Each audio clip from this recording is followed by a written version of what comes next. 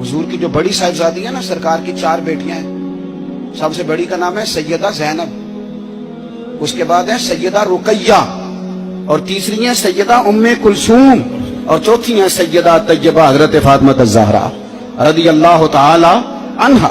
हजरत ज़ैनब आ रही थी मक्का मुकरमा से मदीना तैयबा, तो एक शख्स ने ना, काफिर ने उनको नेजा चिबोया घोड़े को, तो घोड़ा तेज भागा, सैयदा ज़ैनब गिर गई। पेट मुबारक में बच्चा था, वो बच्चा भी आपका इंतकाल कर गया। कुछ महीने आप बीमार रही और फिर आप विशाल कर गई।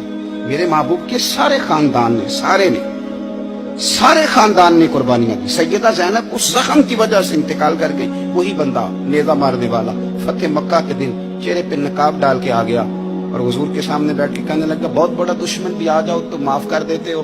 तो हुजूर ने फरमाया, तू चेहरे से कपड़ा हटा, बेटियां भूला नहीं करती, तू कलमा पढ़, मैं तुझे भी माफ करने को तैयार हूं। ये सारे रंग सहाबा ने देखे, सारे।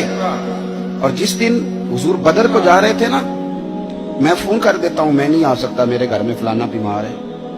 हजरत रुकैया बीमार थी। हुजूर बदर में जब जा रहे थे तो बेटी के सराहने खड़े थे, तो शहजादी अब रही थी। तो नबी पाक ने हजरत उस्मान को, दामाद को बुला के कहा, उस्मान 2 ही जा सकते हैं, ये मैं जा सकता हूँ, ये तू जा सकता है, मेरी बेटी, मेरी धी बीमार है। हजरत उस्मान ने कहा नहीं जा सके। बदर में हुजूर जिहाद के लिए गए थे और अपनी बेटी का जनाजा नहीं पढ़ सके। हजरत रुकैया को हजरत उस्मान कहते मैं दफन करके आ रहा था जब नबी पाक सल्लल्लाहु अलैहि वसल्लम बदर से। ये सारे रंग सहाबा ने देखे, ये सारा अंदाज देखे।